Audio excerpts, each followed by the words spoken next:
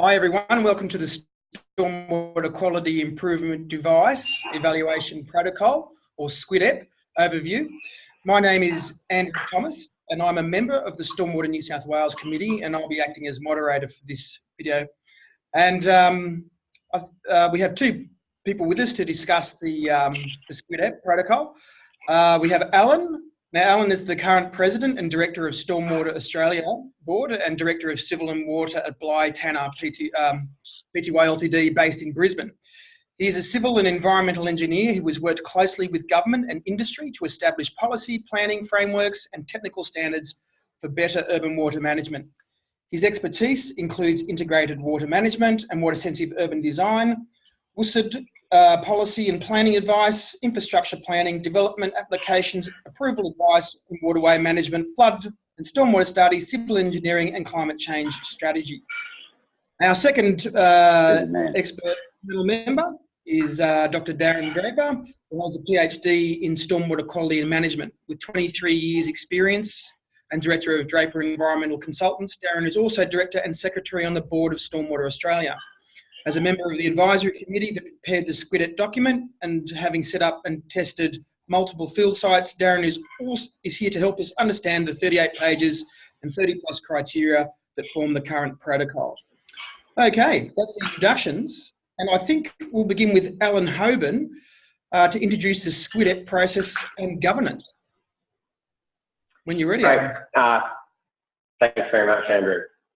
The first thing I'd just like to say is that while Darren and I are presenting today, the SQIDEP is actually the culmination of up to 10 years of work in Australia around this topic. So there are too many people involved in the history of this to name individually, but it's been very much a collective effort over a number of years. I'd like to start with the SQIDEP intent and be really clear on why we're doing this.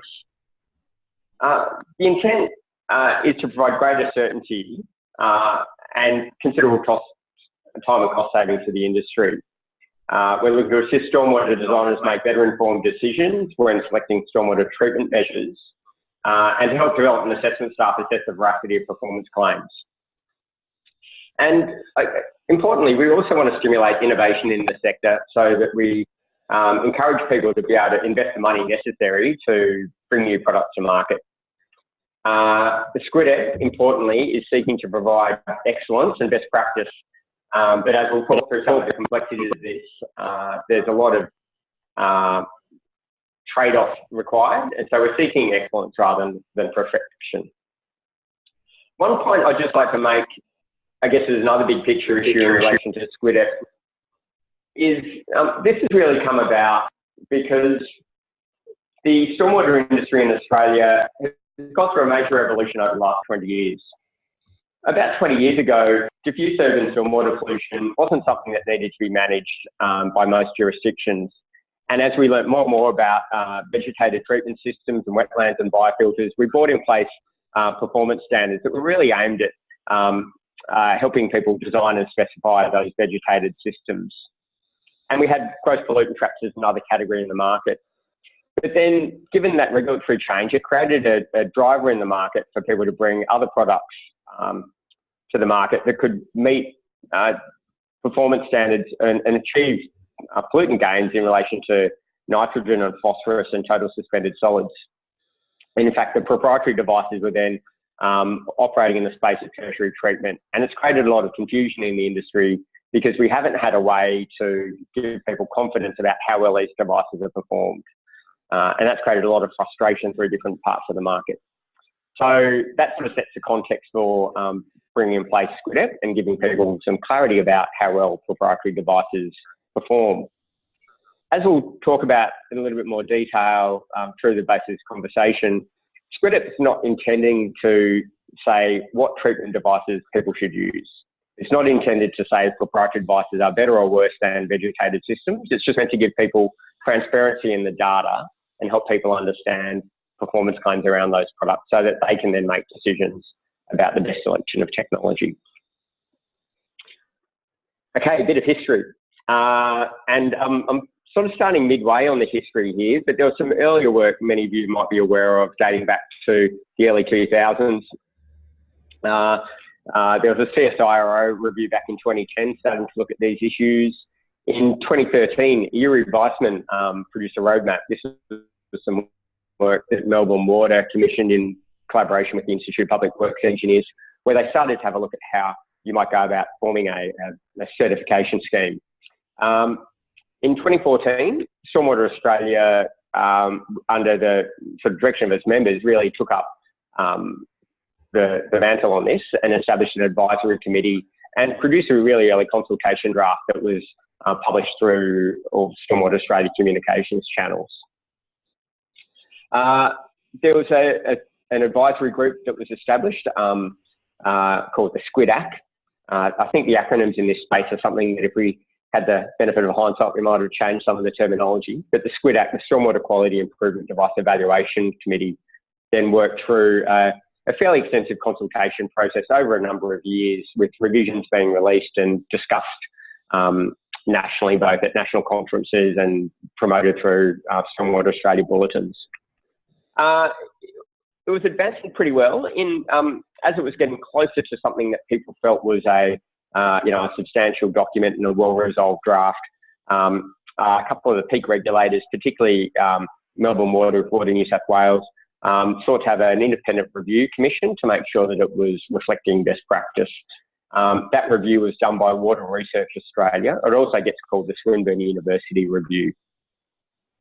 That review came through and recommended a number of key improvements to the protocol after benchmarking against a lot of the practices in New Zealand and in the USA.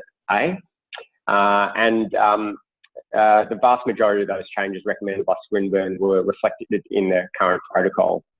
There was one item that Swinburne thought needed to be in the protocol for it to be a best practice protocol, and that was laboratory testing. And we'll talk a little bit more about that and why that's not in the current field testing protocol, and incorporating lab testing, something we hope to do in about possibly at the 12-month review. It's a really complex issue, which is why it doesn't get included in this current version. And field testing was still considered to be the gold standard and the best way to get confidence in performance results. From that point moving forward, there was a number of final edits that occurred through 2018 in consultation with the SQIDEP. They were again put out to the national membership of Stormwater Australia for comment, and thanks to everyone who provided comments in relation to that draft. And that all comment resulted in a release in December of last year, possibly due to some Christmas headaches, too many Christmas parties. We, in January, with a bit of sober reading, realised there were a few typos and minor corrections, and so they were updated in early 2019. And that's the version that you can see on the Stormwater Australia website now. The next step on that was, in fact, I should jump back one slide, was that earlier this year, we've put out an expression of interest for the auditors. And the governance arrangements are a really important part of the SQIDEP framework. We think it's really important that people are able to understand what those governance arrangements are, and it's been something we've been working on busily behind the scenes, and we can talk a bit more about that today. Okay, so SQIDEP governance. Ultimate accountability for SQIDEP rests with the Stormwater Australia board as people with a sort of legal liability for operations of Stormwater Australia. But there's, I guess, three really important bodies that sit within the governance framework. One is a governance panel. And so we see these people as being eminent individuals, both coming from the stormwater space, but also with the experience in governance and evaluation, that are the overseers of the program. And importantly, the governance panel will be the group that will arbitrate in relation to any disputes that arise through SQIDEP. Down the bottom of this flowchart, there's an independent evaluation panel and a technical review panel. The independent evaluation panel are the most critical part of the governance and evaluation process. We've submitted an expression of interest, so we called for expressions of interest, and we've received a great response to that. We've got a short list at the moment who We're looking forward to announcing very soon to the industry, but we've got a short list which includes, I think, 16 of the most respected and brightest minds in stormwater quality management in Australia. And we think that's going to give people a great deal of confidence in terms of the probity and rigour that's going to be applied to the program. Whenever an application is submitted, it will be given to two separate members of the independent evaluation panel, and they'll look at a submission independently, and then they'll come together to form a joint report.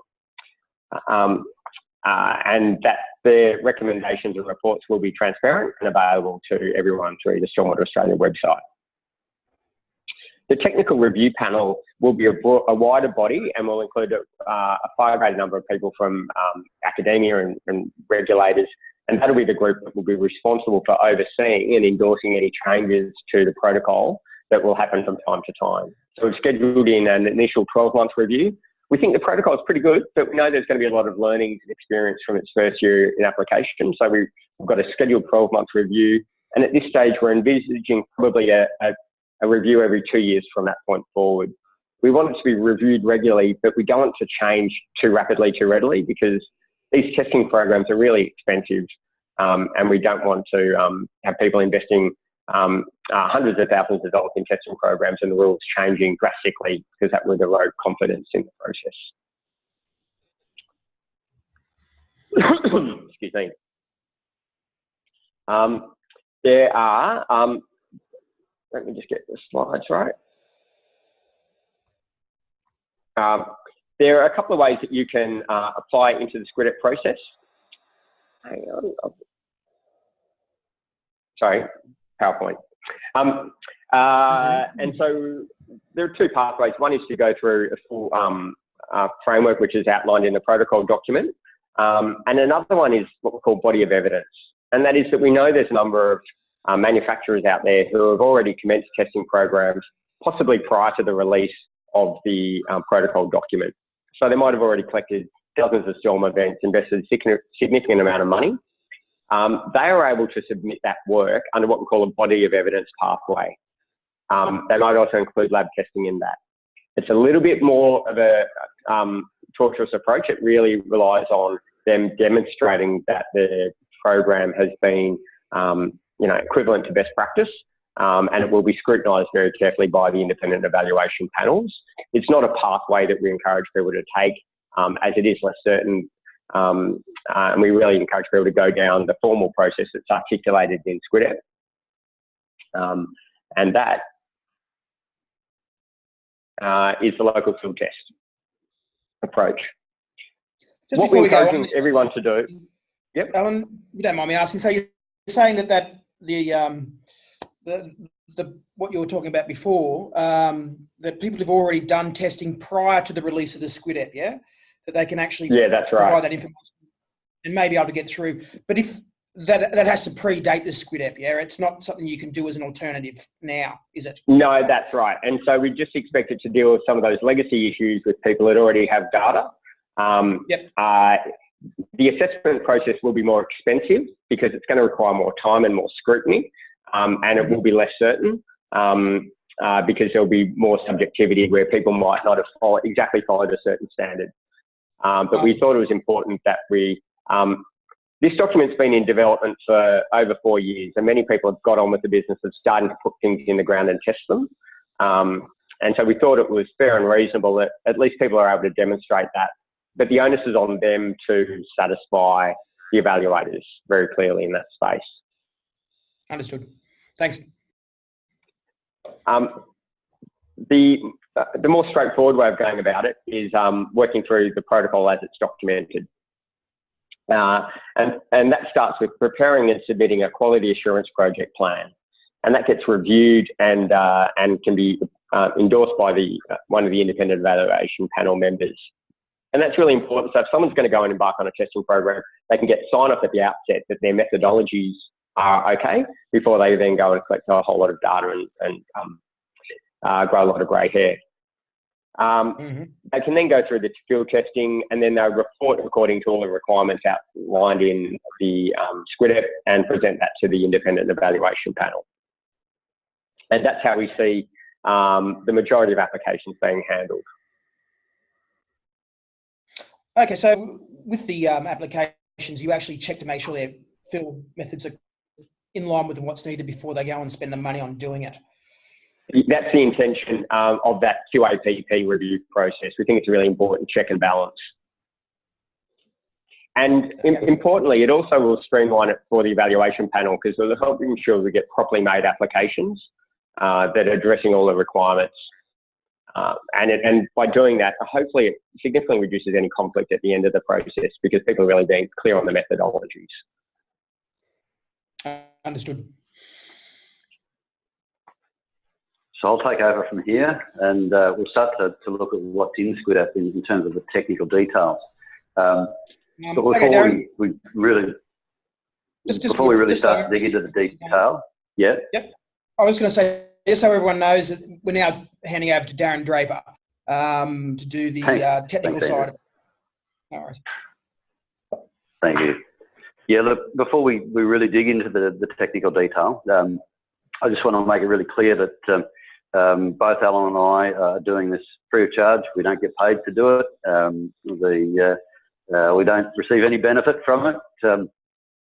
Just putting that out there, absolutely clear that it's all voluntary. And so you might ask, why do we do it? And I guess it's probably because we've seen firsthand that there's a mostly quiet frustration in the industry that whether it's authorities or consultants or industry, there doesn't seem to be or there hasn't been a fair way, a standard, a benchmark to assess squids, whether they be green assets or grey assets. So really SQIDEP is the culmination of our industry's ANCAP safety rating, I suppose, if you like. It's a standard that everyone can test to, whether it's industry or university, so that we can all make sense of the outcomes. And it fixes the goalpost, so we know what the rules are, and we know when the try's been scored, when it's made it through the goal, or whether it's a behind. So it's important that this sort of standard be set, so that everyone understands, once they've complied with it, that there's a robust set of data that can be assessed. So SQIDEP has at least 30 different criteria that need to be satisfied to achieve a compliant event. And they are a big deal. But you need to understand that, particularly in the field, some of these can be predicted and some of these can be controlled, but there's a fair chunk of them that us new mortals have absolutely no control over at all. One of the things that trying to set the criteria, the advisory committee, which I have to acknowledge here, it wasn't just me. There was a group of us that sat down and started with the Auckland Protocol to work through a series of these different bits and pieces, and learn from Auckland and learn from Washington and international protocol. There are quite a few things that we argued about and eventually settled on. And as Alan mentioned, we also had quite a few letters and items of feedback from the public consultation process that fed into the SQIDEP that you see today. So, and as Alan said, he introduced the two different pathways. The QAPP is, I guess it seems like something fairly simple, but I'd encourage you, whilst the tables, Table 3 and Table 1, give you a good summary, you really do need to read through the whole document, because there's plenty of explanation there, expanding on some of those criteria that are summarised down to just a few items. So the QAPP will be the first item if you're going through the field testing process, the pathway.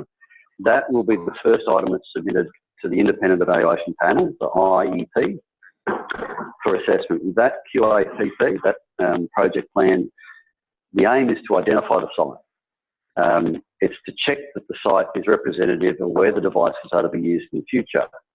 The third thing is to make sure that the organisational chart is clear and independence is maintained at key points. So your sample collection, your analysis, and your reporting.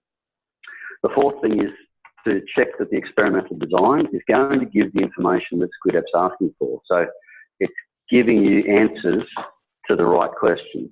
And that's been part of the challenge to get where we've got, is we want to know that the answers are to the questions we're asking. And the fifth and final thing is to minimise the chance that you might do all this testing, as Al said, get 2 to 3 years down the track, have spent all this money, submit your reports, and have the independent evaluation panel reject the claims. So that's the last thing we wanted. So we'll dig into a few more of these details, but as I say, I'd encourage you to read the protocol from start to finish, and I'm sure there'll still be questions that will come from there. So we're still open to questions. I'm happy to provide feedback. And the independent evaluation panel is probably where most of the decisions will be made now. So I think I've lost my place here.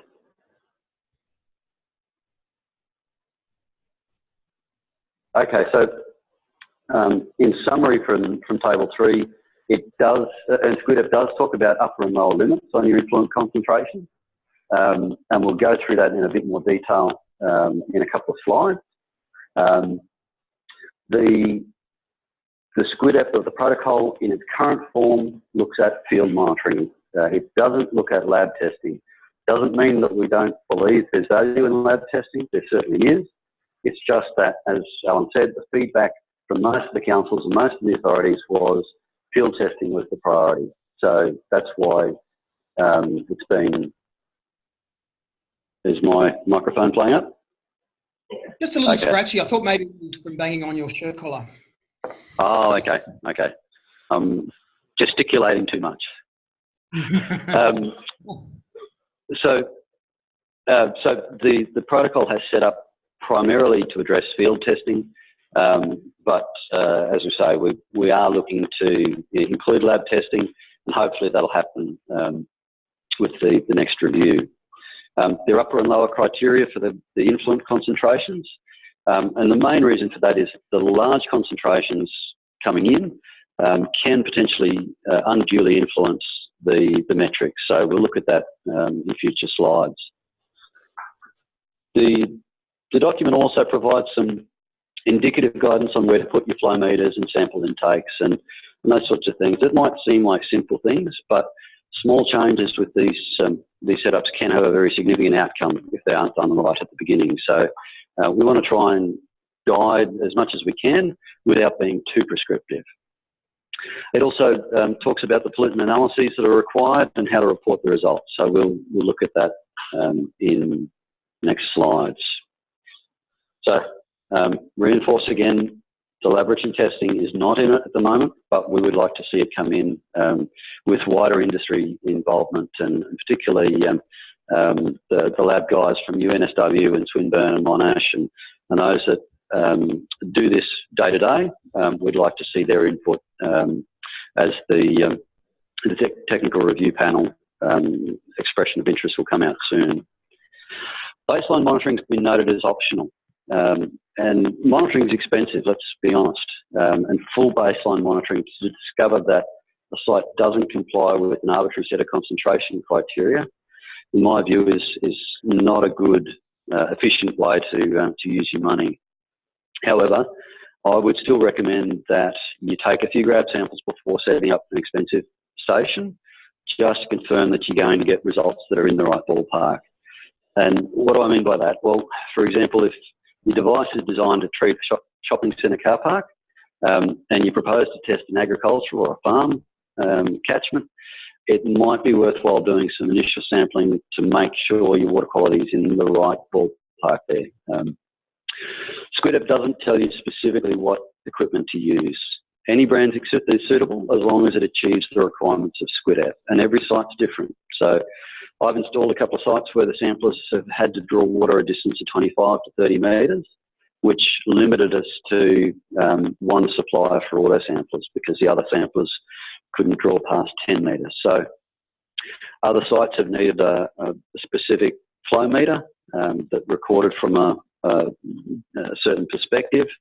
So if SQIDEP went to the level of prescribing the equipment that was necessary, I think it would just add another level of compliance that doesn't really add a lot of value to the outcome.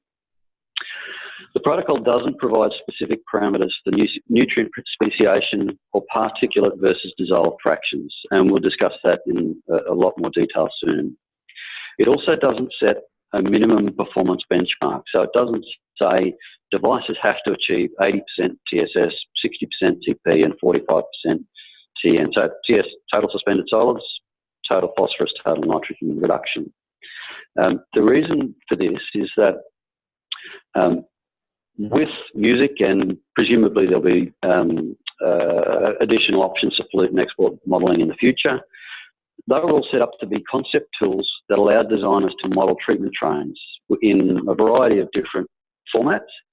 And just like a train, we're not just modelling the locomotive or the caboose at the end. There needs to be the ability to choose a variety of different options to achieve those objectives. And some of those options might be cheaper, lower efficiency pre-treatment measures that might contribute to the reduction of biofilter or constructed wetland, or filtration options. So allowing for reduced claims keeps the market open to smaller, cheaper, lower efficiency tools, as well as the high efficiency, higher cost options. The protocol also doesn't instruct claimants or the independent evaluation panel on how to interpret the results, and we'll see why in future slides. Okay, so I mentioned before that SQIDEP provides a recommended range for pollutant concentrations. And what you can see in table 1 is that it sets the minimum as the limit of detection. So for total suspended solids, you can instruct the labs to have a limited detection of 1 milligram per litre or 5 milligrams per litre. But SQIDEP says that whatever that limit of detection is, that is the minimum that we're looking for as the influent concentrations that are coming in. The reason for this is that we all know that it gets harder to remove pollutants as the influent concentration decreases. So knowing what the device or what the system does at low concentrations is an important piece of information. And this will also give us more information on relevant background concentrations, let's say K and T star values for treatment systems that might end up being modelled in music. Table 1 also sets a few high concentration boundaries. Now it does this primarily because the metrics can be significantly influenced by a few very high concentrations. Some of those that might not necessarily fit within typical operating conditions. So the reason that you see a maximum allowable there for any compliant event is because we want to not exclude the data. Let's flip it around the other way. We want to include as much data as we can, as long as it's real world data. If it's something extreme and someone's tipped a load of topsoil upstream of the catchment, which is not a typical event, then that needs to be identified and removed. But if it's a typical catchment with normal operating land uses, then we need to look at what's actually coming off it, not excluding it because it doesn't fit between what we think should be typical stormwater.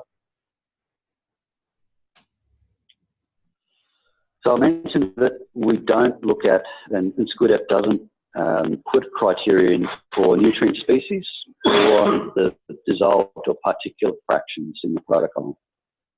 This was and still is a hotly debated topic for which various views exist. There's published data that indicates specific ranges of nitrogen species, and with nitrate a key pollutant influencing the crown of thorn starfish on the Great Barrier Reef, stormwater treatment of nitrate is still seen as important.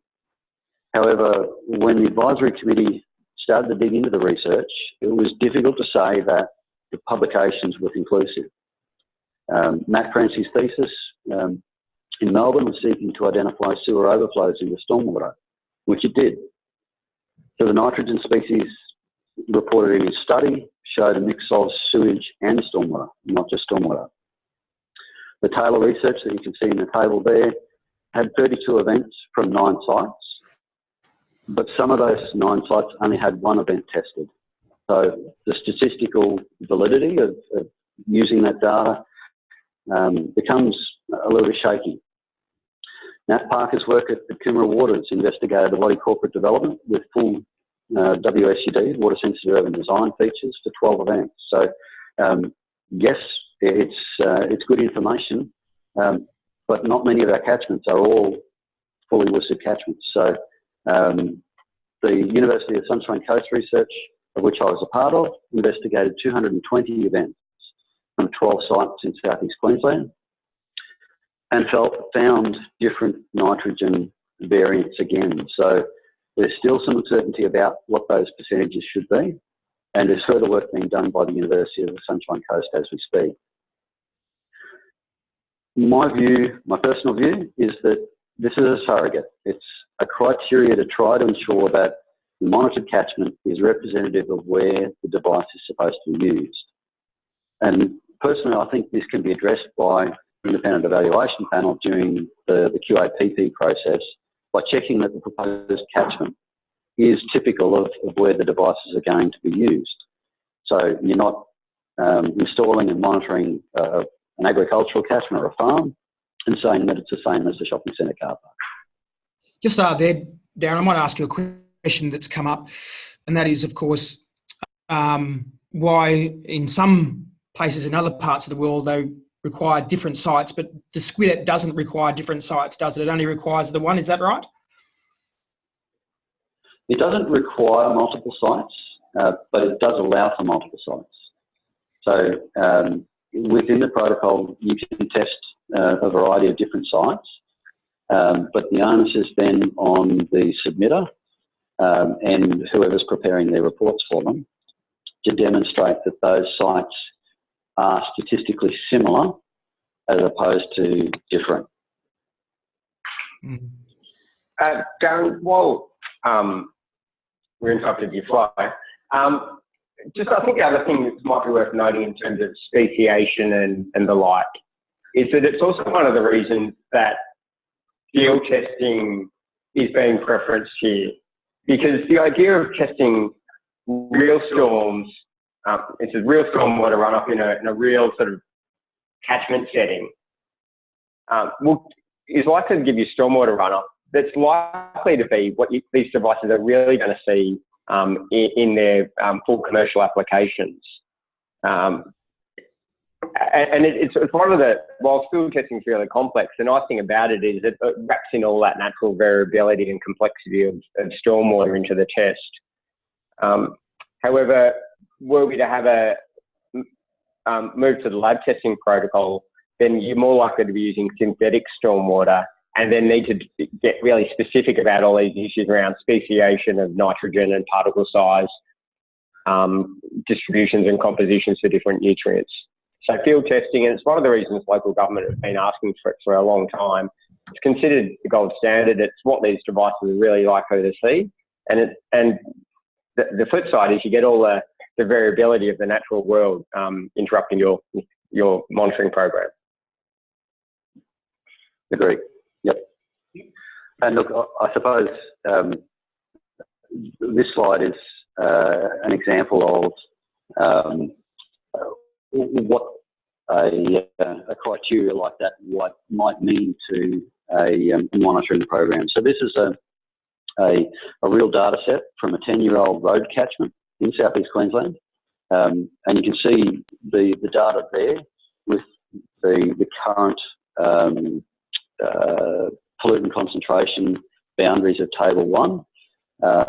There's 31 compliant events, but depending on the different criteria for TSS, and in this case TN, you might end up down at 29.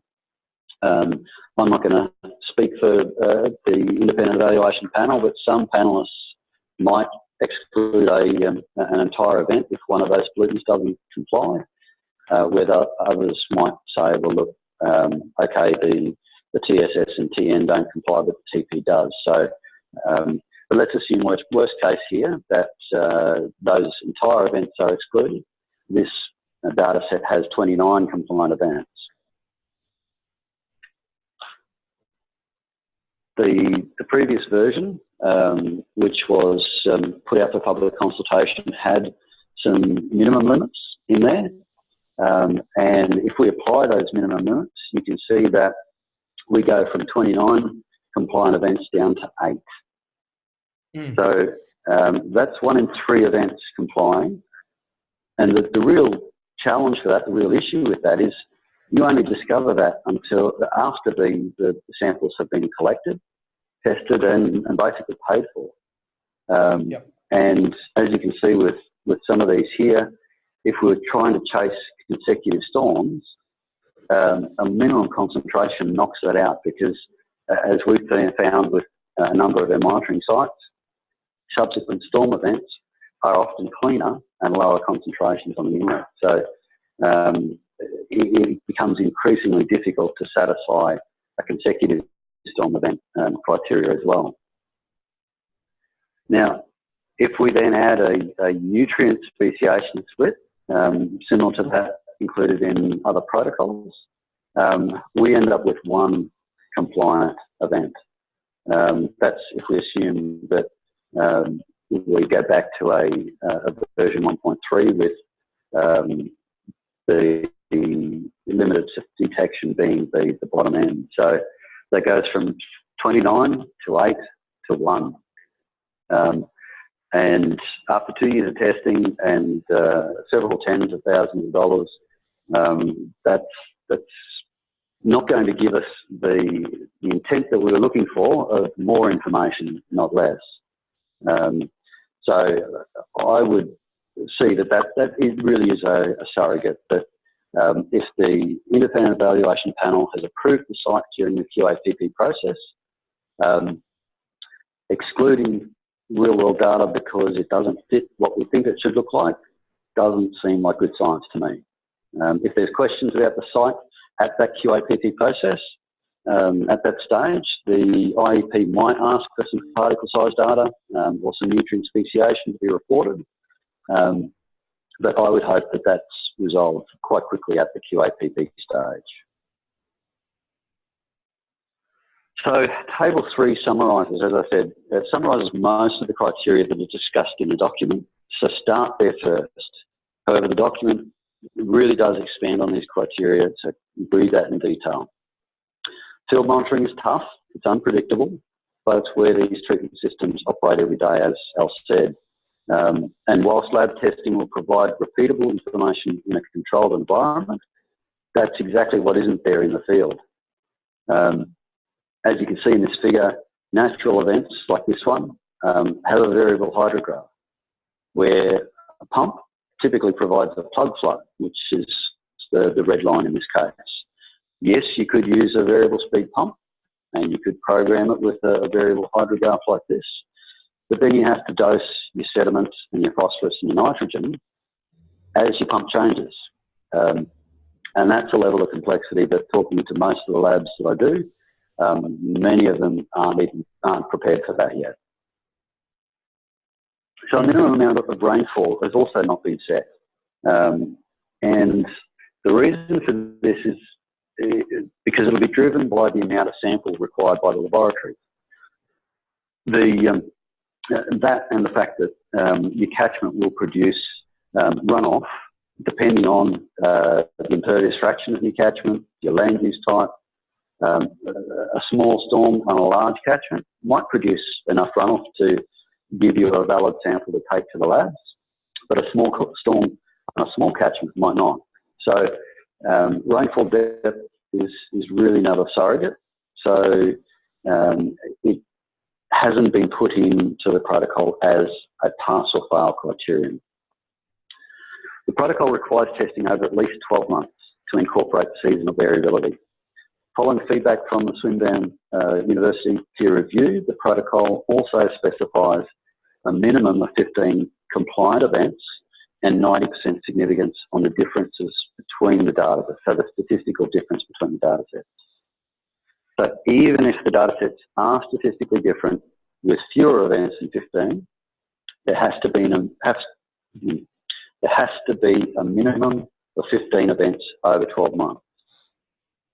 Now, if 15 events over 12 months are tested and 90% statistical significance can't be demonstrated, then the claims that are submitted for assessment might need to be modified and justified in the detailed performance report. The alternative is that you might continue to test until that statistical strength improves, but the protocol doesn't insist that you keep testing to get that 90% significance, because for some pollutants and on some locations that might take 300 events to achieve. So the protocol recognises a pragmatic endpoint there. Another scenario might be that you're testing a site for 12 months and you capture 20 compliant events during that 12-month period, because that's your minimum period.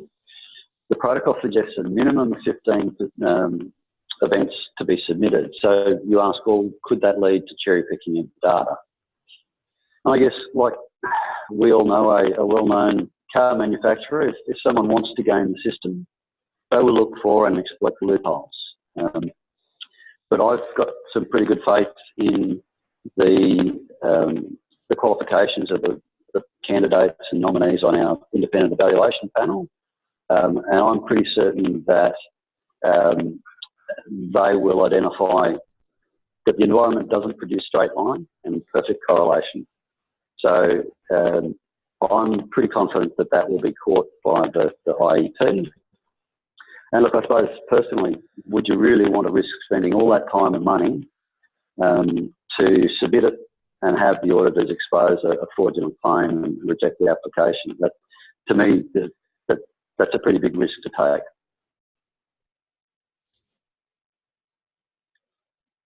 So Table 2 recommends a minimum antecedent dry period of 6 hours. So it's not a criteria, it's not a pass or fail, it's a recommendation. And this is a carryover from the Washington Department of Ecology protocol, where they set 6 hours because this was the time it took to achieve a 1 millimetre soil moisture deficit in their location. However, it's also a recognition that it might take some time for sample collection to take place. And the goal with all of this is not to mix nor miss subsequent storms. So we don't want to have the first storm event go through and another one an hour later that waters down the previous catchment. So we want to keep the storms distinct, but neither do we want to miss one if it comes through 7 hours later. Each site is different, and it should be part of the explanation in the detailed report how the program identified the end of one storm and the beginning of the next. It's also a bit of a recognition of reality that if it rains at 10 p.m. at night, it might be 8 hours before someone can safely retrieve the samples. So there needs to be a way for the site to recognise the end of the event, lock it out, and prevent the mixing and dilution by subsequent events. There's also a recognition that that in itself may make it challenging to capture consecutive events. So yes, we'd like to do it, but the reality is how we do it is always a challenge. Full-scale devices have to be tested. Basically, whatever is being sold to the market has to be installed for testing. Now, there might be some minor modifications to facilitate flow measurement and sample collection, but it should not materially change the way the device operates. Also, for the testing to be applied for different models in the family, there has to be a scaling methodology or a relationship provided in the detailed performance report outlining how those results can be scaled. There's also criteria that two of the qualifying events have to have peak flows greater than 75% of the design treatment flow rate. And at least one of those must be in bypass, so must be greater than 100%. Obviously, the more events closer to the treatable flow rate, the better for demonstrating performance. However, this criteria, again, was a recognition that you get what you get. When you're monitoring your system, you have no control over A, whether it rains, and B, if it does rain, at what intensity that you receive it. It doesn't mean, and it's not an approval to cherry pick the data, but it acknowledges that there has to be a minimum satisfied. Now, most proprietary filters, for example, should function at their treatable flow rate every event. But if you're monitoring a large constructed wetlands or a biofilter or a street tree pit, you might struggle to satisfy this requirement if there's a dry year during your monitoring. The more important thing is that the hydrographs have to be supplied in the detailed performance report so the reviewers can see when the samples were collected, whether the hydrograph was adequately sampled, and what the flow rates actually were. Now we get into some important but tricky points. So I'll try to slow down a little bit and look at these in detail. And Andrew, if I lose you at any way, and Al, certainly jump in and ask me some questions here. So of those compliant events, so of your minimum 15 compliant events, at least 80% of them have to have aliquots, so subsamples, collected across, have to have 8 aliquots collected across the hydrograph. So you go, well, why not all events? Why shouldn't all events have 8 aliquots sampled across the hydrograph? This event here that you can see is a good example of why, if we set a hard and fast rule that every event had to have 8 aliquots, this event, which otherwise complies, would be ruled out because it didn't quite get there. 1, 2, 3, 4, 5, 6, 7. This event, a short, sharp summer storm, ended before we got to the 8th aliquot. So again, it goes back to the original intent, the SQIDEP, that if the QAPP approved the site, the testing complies with the protocol in all other areas, but we got 7 aliquots instead of 8. Should we really throw this out? And look, it might be a case that that event has an asterisk on it when it's submitted in the final report that says we only got 7 aliquots there. And if that one turns up as something strange with the statistical data, then the evaluation panel may choose to exclude it. That's another reason to perhaps have more than 15 events with your submission. So the next item is that at least 50%, so at least half of your compliant events have to capture the first 70% of the hydrographs. Now, ideally, the intent is to capture as much of the hydrograph as you can.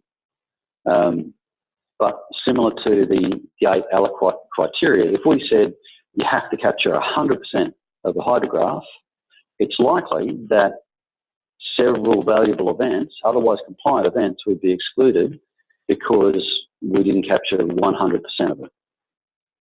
And here's a good example. The monitoring equipment, when you set these sites up, needs a trigger to turn everything on. So it could just be rainfall, but typically I include flow as well. Otherwise you end up with lots of false triggers. You get one of the rainfall, it turns everything on, and then you don't actually get any flow through the device. So in this example, the first part of the storm is quite intense, and it triggers, but the triggers have lagged the hydrograph a little bit. But then the event is quite a long-term event as well in terms of time and flow. So it's continued for some time after the bottles are full. So if the criteria were to say, hey, look, you've got to have 100% capture of the hydrograph, an event, that would fail.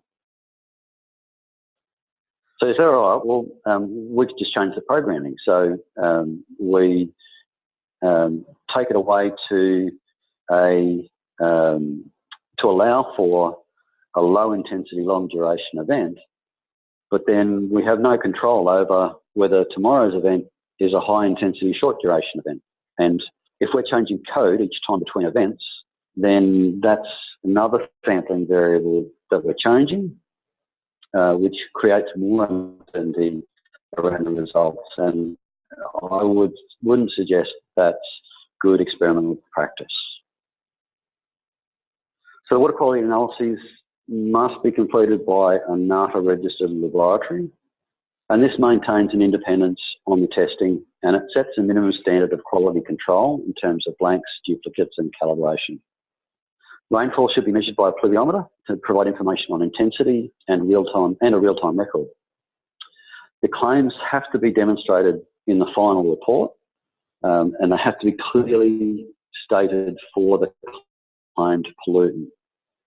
So one point to note here is that some studies, some research use suspended solids concentration and others use total suspended solids. So they are two different test methods, even though they are both measuring sediment. So whether I think one is better than the other, our regulations currently refer to total suspended solids, TSS.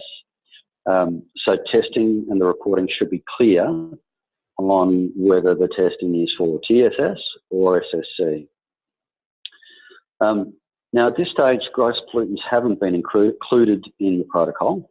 I'd like to see them included in the next periodic review, but having worked through that with a colleague in the last 3 months, there is a big gap in the market, or a big gap in the research around how to appropriately test for and measure the performance of gross pollutant capture. So the QAPP and the detailed performance report, or the body of evidence, if you're going down that pathway, have to show the organisational chart and the key personnel involved there. So the key to all of this is transparency and independence in the chain of custody. To be clear, subsidiaries of the claimant business are not independent.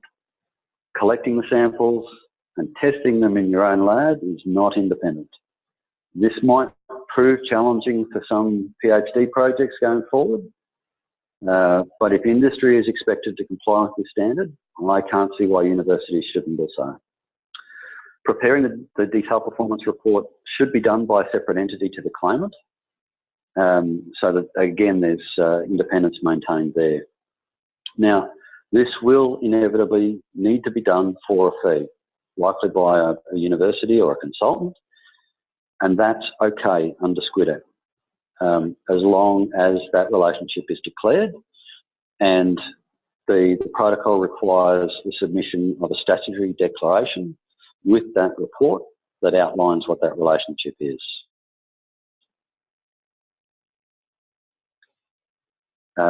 As Andrew asked earlier, multiple sites are permitted under the protocol, but the protocol remains silent on how the data can be handled.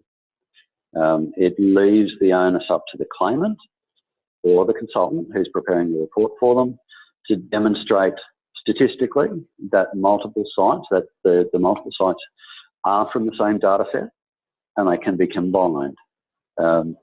It's good to include different climatic conditions, but it might produce different data sets that can't be combined. Multiple metrics are recommended by SQIDEP because using one or the other can influence the outcomes. Sum of loads in particular can be influenced by lost water. Inaccurate flow measurement can suggest load reduction, even though the concentrations leaving are the same as those entering. Average concentration removal efficiency, CRE, and efficiency ratio can be influenced by low and high concentrations respectively. The key point to note is that the goal of all of this is to demonstrate that the outlet data set is significantly lower than the inlet data set to a 90% confidence level. This example here that you can see on the right hand side is a hypothetical data set that indicates a device that consistently removes 7 milligrams per litre of pollutant. And yet you can see from the CRE metric there that 7 milligrams per litre, that removal efficiency is weighted more by the low concentrations, the CRE metric weights those low concentrations more than the high concentrations, even though it's consistently doing 7 milligrams per litre.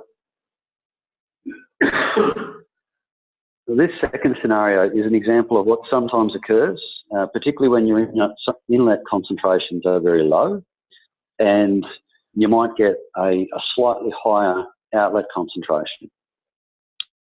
As you can see, that one event in this particular data set changes the average CRE by 10%, but the ER by 1%. I'll just scroll back to the previous one. So it goes from 15 to 14 for the ER and 31 to 21% for the CRE. So it's important to see all of the metrics together, not in isolation. So you can be transparent about potential outliers and remove any bias that might be associated with one or the other of the metrics. So Darren, just quickly one big question. Yeah, sure. On that previous slide, just to make sure people are clear on it. So that one where the concentrations come out slightly higher, that's because there's a low inflow, or not because, but that hasn't helped. And that's just a means of dealing with situations where the actual conditions produce an outcome that's a bit erroneous, and weights it accordingly so that it doesn't overly influence the final result. Is that right? Correct. Yeah. Okay. Yeah. So it's one of those things where, again, we're looking at a data set that is hypothetical here, Yep. and it's in isolation to the others. So this might be a total suspended solids data set, where you then have total phosphorus and total nitrogen data as well, which isn't erroneous and all makes sense. So the question then becomes, do you keep it? Do you remove it? Is it an outlier? I think, again, it comes back to that transparency, that, look, at these low influent concentrations, you might every now and then get a result that does that. And to remove it arbitrarily starts to ring of cherry picking, but to leave it there and be transparent about the influence is probably a better approach. Understood. I might just add, this is sort of one of those issues that I guess has given rise to the need for SQIDEP, because what's being presented at the moment to a lot of authorities where people have done testing, and I guess some of the things Darren's highlighted here, it's really easy to manipulate the statistics in relation to these issues. It's something that's really astounded me in my exposure to this, how sensitive performance results can be to the statistics and metrics you use. And it looks like the outputs all end up seeming the same. So if someone's talking about 60% TSS reduction, most people would assume that that's all based on comparing apples and apples. So we think this is really important, that by having SQIDEP in place, we get some transparency about the claims and the basis of them in the marketplace.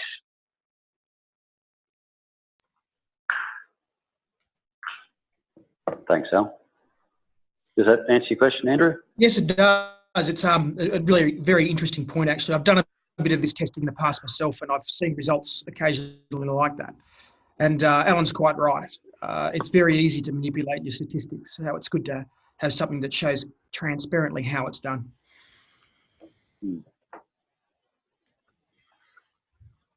So one of the other questions that with a lot of the monitoring that has happened in the past, that there's a question about what happens with scour. If a system captures a lot of sediment from a small event and that's followed by a larger event, does it resuspend all that captured sediment and export it in that large event? So the protocol does provide some guidance on sampling methodology and where to take samples to address that potential for scour. So dry weather sampling is not addressed in the protocol, and it's one of those areas again where the research is still conflicting, and that's not to say that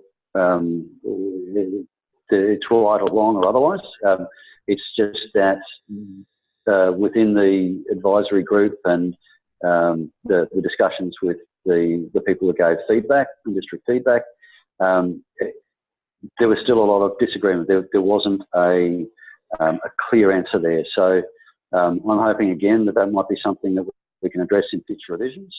And I guess with many of the new systems, they're not wet sump devices. They're not storing a lot of water in the system. So there may not. It seems superfluous to say, well, you have to do dry weather testing if you have a dry sump. So it's one of those things where setting it as a criteria was probably not essential. However, if your device does hold water between events, I would probably recommend taking some grab samples anyway. Okay, so that's probably the bulk of that fairly heavy technical content, and here are a few photographs of what a couple of installations might look like. We've done a number of different monitoring sites now for different clients, and there's plenty of different configurations, plenty of different challenges, and you can see there they don't necessarily have to be cabinets on a concrete base. We've done some mobile systems there, and so certainly the testing criteria doesn't say it all has to be the same devices in the same setup each time. So there's flexibility under the process to do that. And look, to be honest, satisfying the process by doing field testing is not cheap. As you can see, the equipment cost alone could be upwards of $30,000. And doing the lab analysis of the samples that are captured could be another $30,000. Then there's the preparation of the QAPP and the detailed performance report at the end. Depending on who you engage to do it, that might be another $30,000, $40,000. So there's no bones about it. It's not going to be a cheap process, but equally, once completed, the return on investment for the industry could be 10, hundreds times. So it might seem like a significant investment at this stage, but the potential payoff at the end will provide that return on investment and that value. Just a quick question on that, actually, or a quick statement, really. Now, I don't know for sure because I wasn't involved, but I would assume that one of the main benefits from this is confidence in people who buy, most I would imagine councils. And I imagine that they've been asking for something like this for a long time so that they can be confident in what they're buying. So I imagine that's a major boost for the people who produce these sort of proprietary products. Yeah, undoubtedly. I think the interest in getting this protocol formalised is from all parties. Well, not from all parties. But I'll talk about some of the politics in a little moment when we get to some questions. But there's a big need for it in the market. All right, sorry to interrupt you there, Darren, if you want to keep going. I just thought it was worth pointing out. No, that's a fair comment. And look, I'm hoping too with the next revision with the lab testing, that might provide us some guidance on perhaps some lower levels of testing at lower investment as well, so that innovators and designers can exercise their judgment about the level of verification that they require and they desire. So there might be an avenue for regulators in the future to say, all right, we'll accept some devices that might not have SQIDEP compliant or field testing compliant.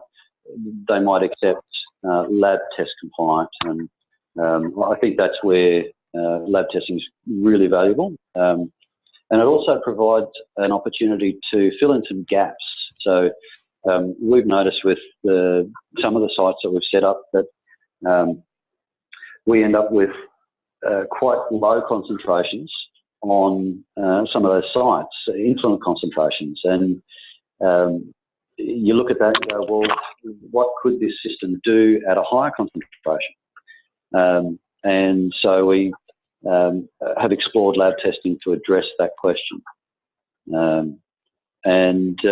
I guess we can do that every now and then, and add some flexibility with your target concentrations, it will start to tighten up just that variability that's inherent with monitoring the environment. So yeah, look, I am looking forward to the review and hopefully a lab protocol that comes from that technical review panel, because I'd like to see perhaps some lower levels there of some basic proof of concepts, then maybe a medium detail and then a high level detail with perhaps some fully synthetic stormwater with some nutrient nitrogen species and particle size distribution. So I would really encourage the labs, particularly the university labs, to do that, to submit and take part in that technical review panel. Deep breath. Deep breath. I realise we've covered a lot of information in a very short period of time, and there's no doubt questions and things that I've probably skimmed over fairly quickly there. But the key summary that I suppose from myself and Alan is that the reason or the intent behind SQIDEP, the protocol, was formulated by the advisory committee using feedback from the industry and consultation along the way. We've had independent peer reviews. It's been designed to be a technically robust, fair and pragmatic benchmark for everyone to test against, whether it's green systems or grey systems. It's a living document that's seeking excellence but not perfection. I've read through it again since, and I can see there's some things that we can improve. So, but it's less about me and less about the advisory committee now, and more about the technical review panel and looking to incorporate their input too. SQIDEP was formulated to address the main concern about performance in the field first, but we acknowledge that lab testing is an important part, and hopefully that can be added to the next revision. The real benefit that I see for SQIDEP is that with a standard benchmark, it takes our industry from beliefs and personal interpretations to evidence and data-based decision-making with the focus on more data, not less. It centralises the evaluation process, so regulators or local authorities can focus on what they're good at with their DA processes, and trust the independence and transparency of this system, so that they're not reinventing the wheel and repeating reviews that have already been done somewhere else in the country. As Al mentioned earlier with the governance flowchart, there are some procedures being developed and released in a measured way, so you will see in coming weeks an expression of interest, inviting people to take part, inviting organisations to take part in the technical review panel. And for those of you that are interested, I'd invite you to take part in that. The other thing that we'd really like, and I'll get Al to talk more about it, is we'd like to make the influent data publicly available. So not necessarily the performance data, but certainly we see the SQIDEP program potentially producing a stormwater characterisation data set better than anything else that's previously been available. So, and we'd like to make that information publicly available for researchers and governments and policymakers across the country. Okay, Darren, just a quick question. Do you want to talk more about that, Oh, Al? I might just throw a question in, just a clarification. That data is there not specifically, you want the influent data, not just for this process, but so we can understand what pollutants really are in our stormwater from various locations across the country, I guess. Yeah, I might take that if you like, Andrew. I think one of the real challenges or frustrations I have is if we look over the last 10 years in Australia where we've had rapid uptake of water sensitive urban design practices and standards, there's been almost no systemic public research program to actually get data on urban stormwater. And we have these debates about urban stormwater characterisation, what we hope out of SQUIDEP is that all that influence, all the rainfall data, all the runoff data and flow data, and the influent water quality data will then form a publicly available data set so that all the members can access that data, and this will help better inform some of the decisions about flooding, about losses in urban drainage systems that are the subject of a lot of discussion in Australian rainfall and runoff, and help us move to a much more evidence-based body of practice. So we think that's going to be a really great benefit for the whole industry as a result of having the SQUIDEP process in place. Okay, well, that does sound like a good idea to me too. And I think I know the same. The data is very patchy about the quality of stormwater across Australia, and I think it'd be a nice value add to do that. Do we want to move on to the questions now, or is there anything else we need to cover before we do that? I think you should get into them, Andrew. Yeah, go for it. All right, so I've got quite a few questions that have come in from different individuals from different committees. I'm just going to make sure, try and cover the questions that we haven't covered first in the presentation. I might start with this one, which is, given Melbourne Water and Water New South Wales are major entities in southern states, have they endorsed the SQUIDEP? And I guess this goes to any state or federal government body. Has there been any endorsement of the SQUIDEP at this stage from them? Look, federal, no. One of the challenges we have in Australia is that, and one of the things that we're hoping to do with the new board at Stormwater Australia is get some better traction with the federal government in relation to urban stormwater issues. But in relation to other peak regulators, there's been significant engagement. So Melbourne Water was really early, involved really early on this piece, and in fact engaged commissioned the Weissman review with the Institute of Public Works Engineers. And they agreed out of that review that there was need for validation and credibility, but Melbourne Water did not itself want to get in the business of certification. Mm-hmm. So with that engagement with Melbourne Water, they were instrumental in commissioning their research from Water Research Australia and the Swinburne review I mentioned earlier. And as mentioned, all that review has been put in place. The agreement we have with Melbourne Water at the moment is that that lab testing does get reviewed as part of that 12-month process. With regards to Water New South Wales, they've been engaged quite a lot over the history. I guess there's been a long history in Stormwater Australia of seeing this through, and past presidents, people like Steve Frost and others, and Andrew Allen have been involved. But Water New South Wales have written a significant letter of support for the protocol, and Water New South Wales have written that they welcome the protocol as it will greatly benefit the industry in determining the credibility of performance claims of proprietary stormwater improvement devices, or SQUIDs, and it will also provide regulators, including Water New South Wales, confidence in accepting the performance claims of various SQUIDs when proposed in the Sydney drinking water catchment. And in Queensland, the Department of Environment and Science is quite eager for the protocol to be put into place.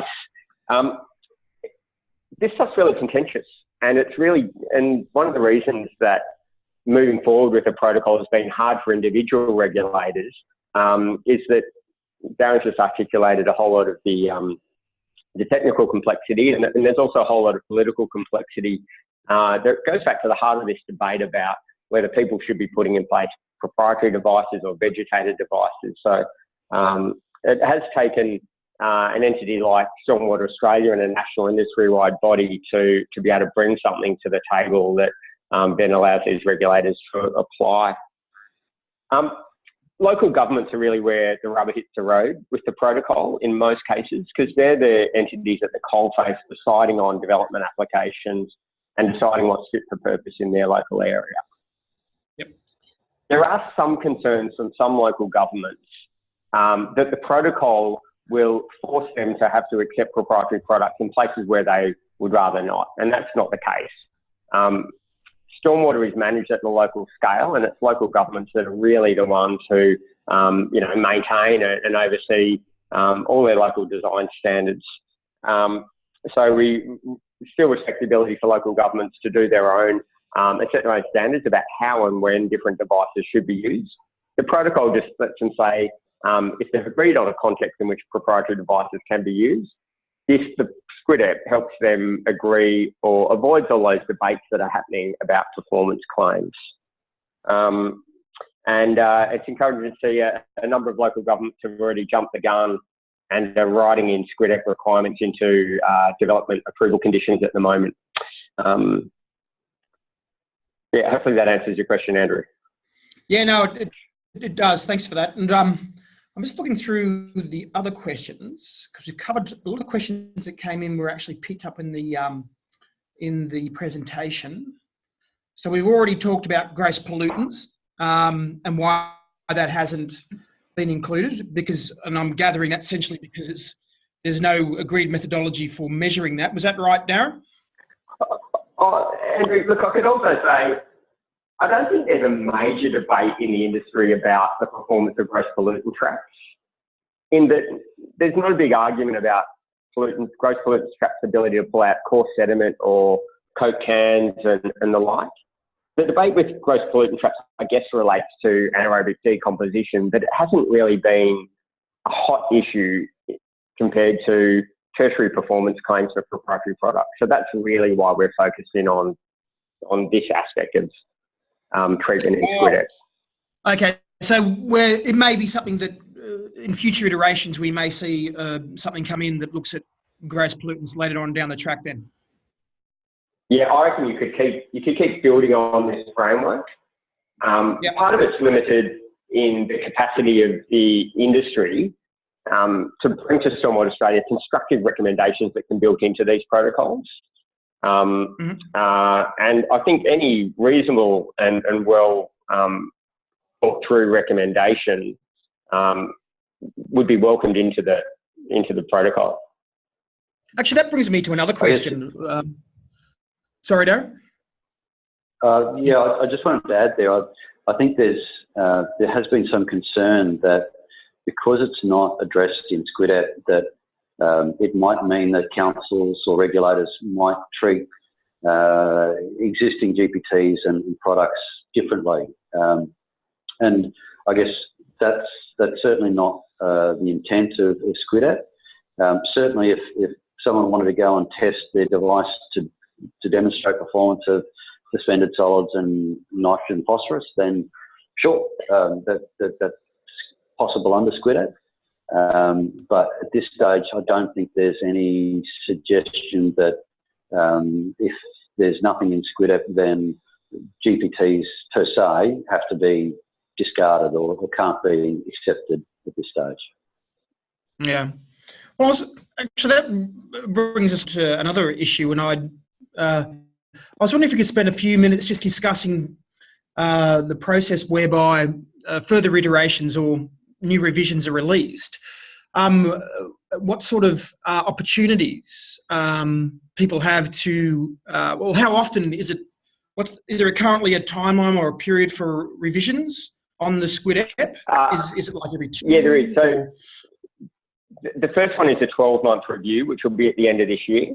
And my thinking is then you would do it probably about every 2 years, unless there was something calamitous that needed, if someone identified like a fundamental flaw, you'd address that on the spot.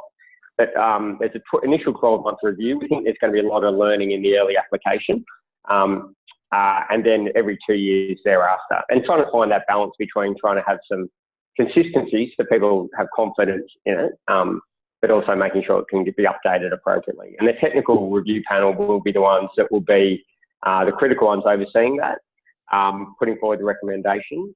And like has happened with the draft to date, that will then be promoted through the national membership for people to make comment on drafts before they're put in practice. So I'm gathering then that interested parties can make suggestions about the current version and submit it ahead of time to be considered? Yeah, completely. So, and people are doing this at the moment. So people are welcome to submit through to Stormwater Australia at any point in time, any queries. We're having both a number of technical queries being put through, as well as other queries about lab testing. You know, my phone line's hot with various issues that come through from different stakeholders about the protocol. So, Don't keep hassling So, me. No, but you're welcome. You're going to make contact at any time and raise issues, because we want them queued up so that they're all being considered and ready, so that when we do that review, we can be fairly efficient. We don't want people just starting to think about the issues at the end of the year, thinking about them for a few months, and we're wrapping up the next version and we get late feedback. So, yes. So it's still quite an iterative process at the moment. I gather that it will be until the protocol settles in, and then it might change over time. Okay, so what else have I got here on my list? Oh, here we go. We didn't actually talk, we might have, but I think we only touched on this. There's no guidance provided in SQIDEP protocol about incorporation of music and formation of nodes. So we might do that one. Do you want to answer that one? I'll have a go. I'll start. Look, that's something that might follow. At the moment, eWater, as a commercial service, will allow people to give them nodes, and eWater will produce nodes in relation to proprietary products. What SQIDEP is offering is some probity around that to provide independent, verified performance claims.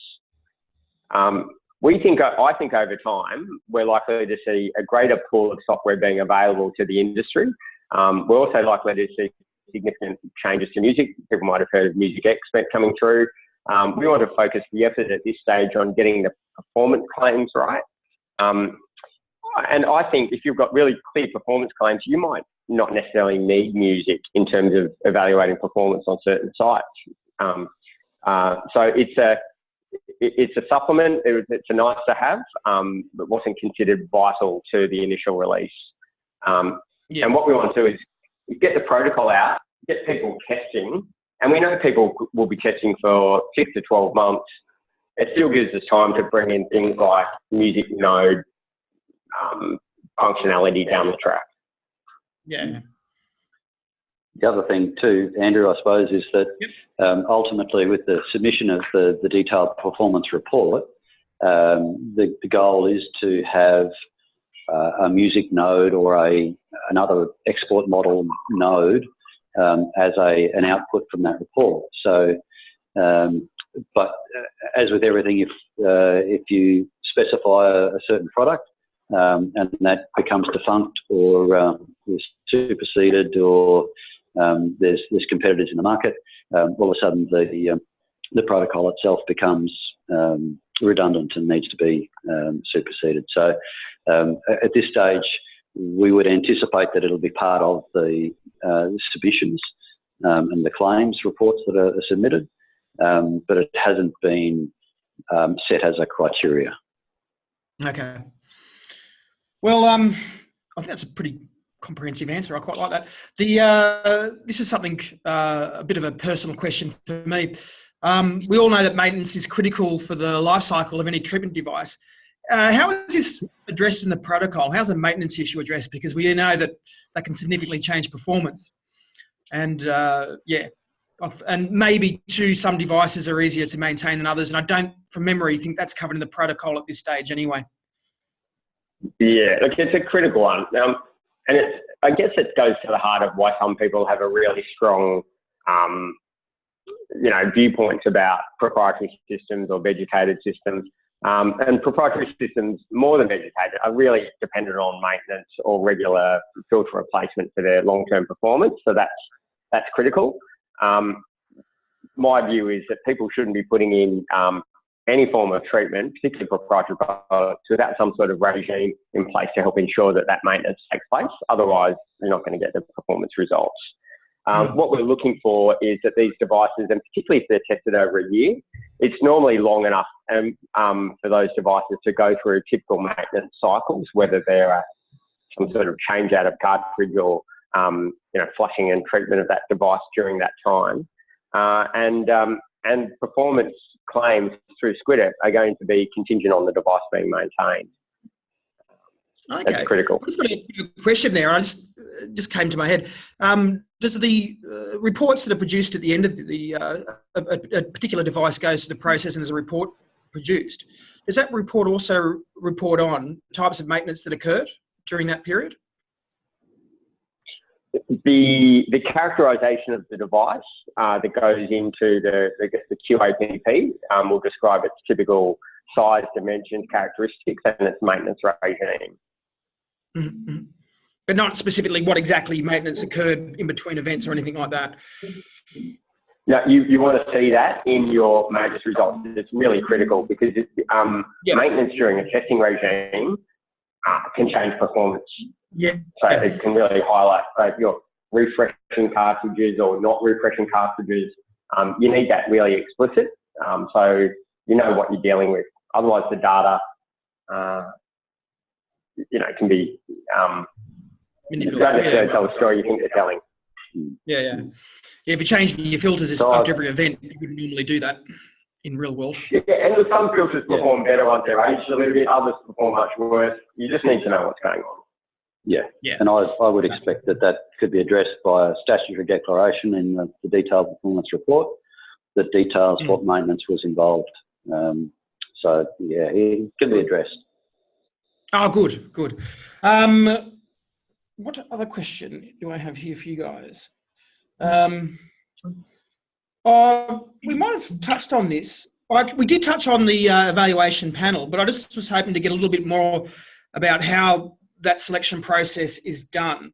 So the general question, I guess, is can you briefly outline the process for selection of the evaluation panel so that we understand where do we go from? Yeah, look, I can talk to it briefly. The process is in process. It's not complete at the moment. So there was a call for interest through the Stormwater Australia newsletter for parties. We've received a good number of responses to that. The expression of interest form, people will still be able to see on the Stormwater Australia website, which is really clear about experience, conflicts of interest, capabilities, and responding to a number of selection criteria. And we're just going through the process at the moment of working through that shortlisting process. And that's a process that the Stormwater Australia board's overseeing. We've got referees being checked. Most of the people, when people will see that list published, will recognise many of the names on the list as people of credibility and standing in the sector. We're trying to work out how big that panel should be, and that's one of the things we're working with. We're not quite sure what the long-term demand's going to be on that panel. We need enough people so that where there are conflicts of interest, people are excused, and we've got enough credible people. They'll all have other demands on their time, so it's going to be based on their availability, and we're just feeling that out at the moment. My sense is that we're probably going to be about a dozen people on that list, but that's subject to a bit of change. And we hope to be able to announce that in the next few weeks. Here's an interesting one. What if there is a dispute between the IEP or the evaluation panel and the submitters? Is there a resolution process yet? Yeah, we put them in a room with boxing gloves and we don't let anyone out until they've fought it through. Good. Fun. Just old school environment. Conflict resolution. Turn that into 1 minute. The intention is that it's a deliberative process. That the situation where both independent evaluators might disagree as well. So the intent is they would work through that as a constructive process. The mechanisms are they can potentially bring in a third evaluator or escalate that up to the governance panel, depending on the specific nature of the dispute at hand. Okay. What else? I suppose just probably there's a part there, Andrew, that we didn't address. Is if the submitters disagree with the independent evaluation panel. Yeah. But as part of that assessment process, the evaluation panel is required to meet with the submitters, the claimants, and basically present to them their findings or their conclusions before that becomes formalised. So if there's any questions, if there's any disagreement, there's an opportunity, a face-to-face opportunity for that to happen. So that hopefully we resolve a lot of the conflict first. But yeah, certainly if there's a disagreement at the evaluation panel, and ultimately, if that resolution isn't achieved, it can be escalated up to the governance panel. Okay, just on governance in those sorts of processes, is that covered in the SQIDEP document itself, or is that a separate document that's still to be produced, the way it's governed? Yeah, look, it's a separate process. There was, I guess, a bit of a chicken egg. There was a key call from the industry to see what the protocol was, and that also helps to get the testing in place. The governance has been an ongoing conversation over the last 18 months, both through the SQIDEP. We've also put some calls out through the Stormwater Australia's Stakeholder Engagement Committee, and being drafted behind the scenes. It's something that's required a fair bit of careful consideration. It's a really important part that we're trying to get right. Many people might be aware we've got a new board in Stormwater Australia, so we need to get that board briefed and comfortable with those governance arrangements and how they're going to work. So people, there hasn't been a lot visible. The conversations we've had today as part of this webinar have really been some of the first airing of what they're going to look like, and we're looking forward to then getting that out to the industry over the next matters of weeks, ideally. Oh, okay. So that's not actually available yet, but it's getting close to being released as a draft for comment? We can promote this webinar as breaking news. Okay, great. Now, I think a lot of people would be very interested. That'd be good. What else have I got here? And we also understand that Stormwater New South Wales has also been doing some work on the governance arrangements, and are really keen to see their contribution to that as well. Oh, yes, yeah, they have. I can verify that. What mechanisms? I'm just going through to make sure that I'm not asking questions that we've already answered. I'm starting to... yeah. Oh, here's another one about the independent panel. Will the independent evaluation panel meet with the submitter to discuss concerns prior to the release of their verification report? So I'm gathering that gives the supplier the opportunity to get ready and maybe discuss any concerns about that verification report, which I imagine is made public. Is that right?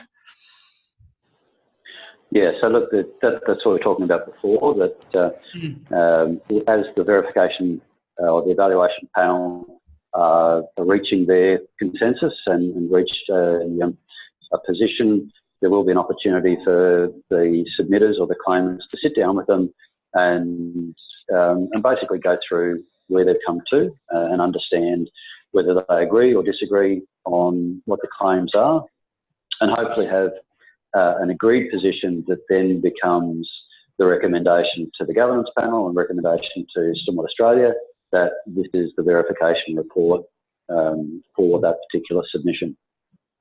I guess what I'm really saying here is that the supplier will receive the verification report before it's final, before it's made official, and they will have an opportunity to have a comeback before that's actually released as the final outcome. Yeah, I think that's fairly important. If I was a proprietor, I'd really like to have that opportunity. Okay. Apologies, I'm still here. My laptop battery died, so I've lost my webcam. Yeah, that's all right. We can see that you as now as a phone symbol rather than anything else.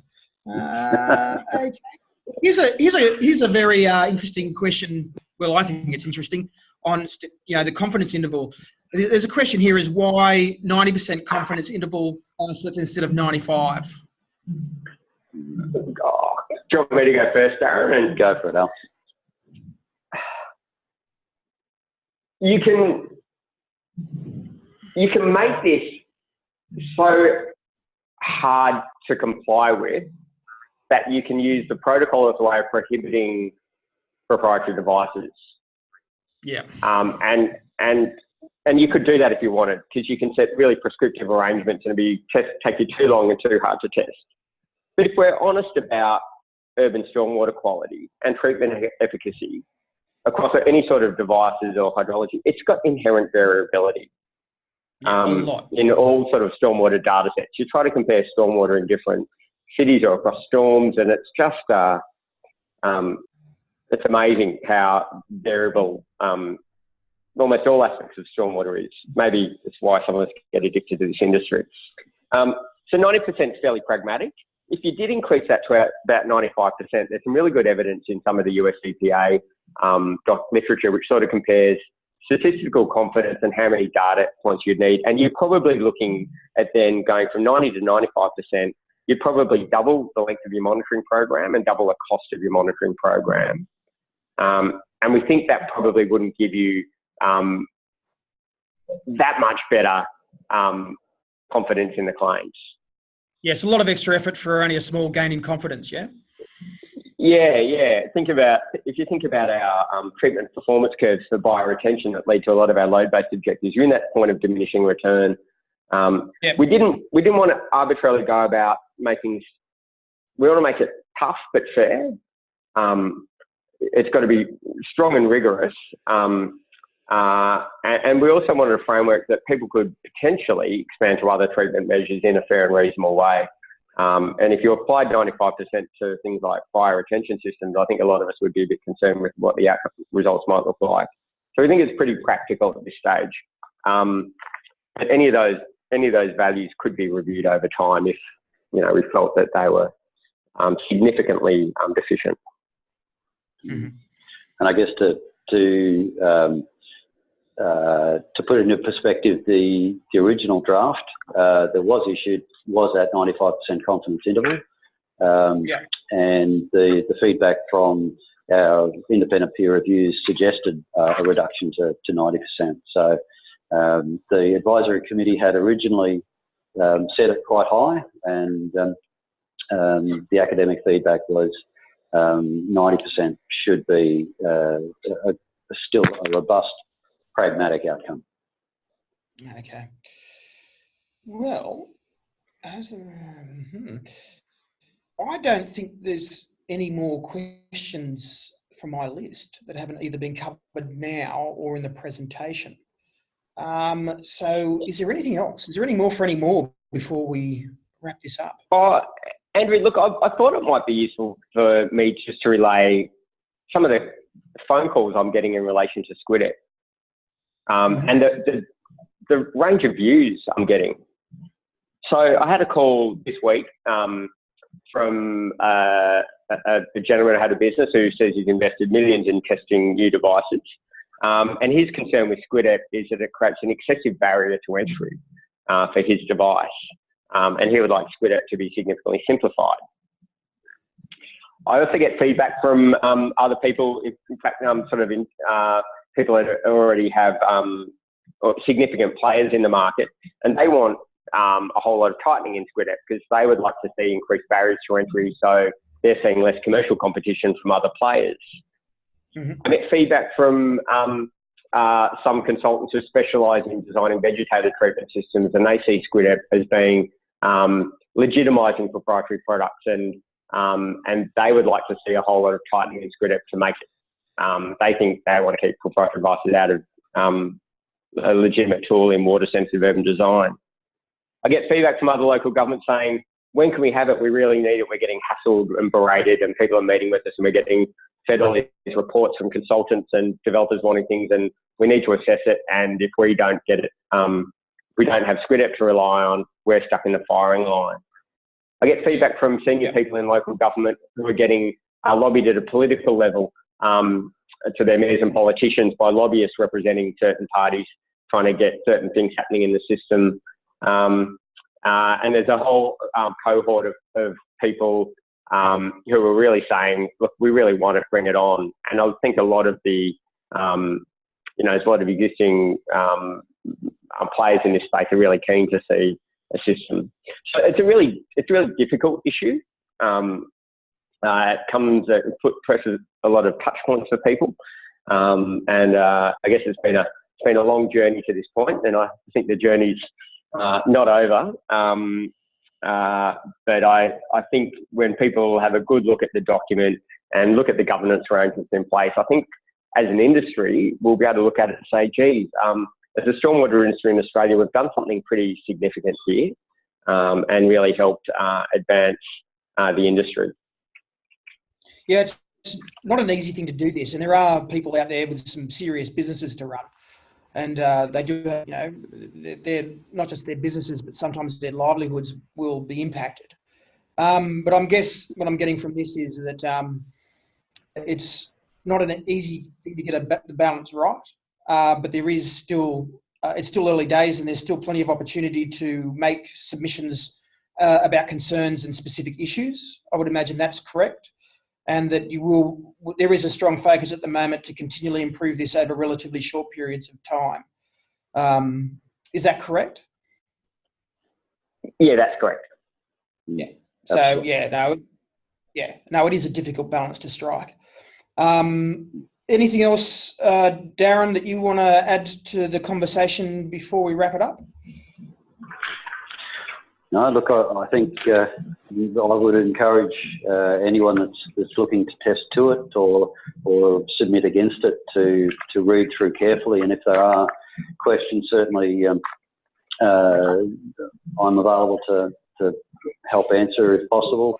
And if there's something that's missing from the protocol, we can talk through some different options there. But look, it is a living document, and as I say, we've got some processes and procedures coming.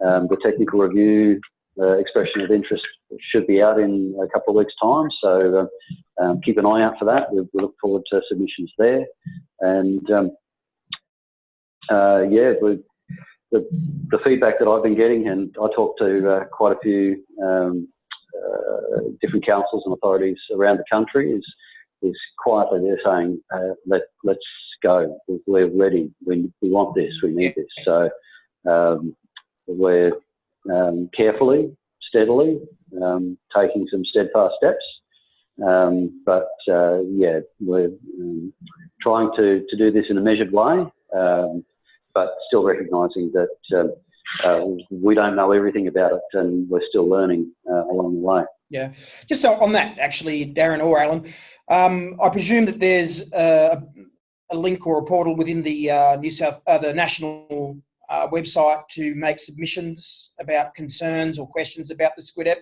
Is there something specific there yet for the people to make submissions? There's an email address. You're stealing our thunder. oh, sorry. Do you want to put that out there? Look, it's under development.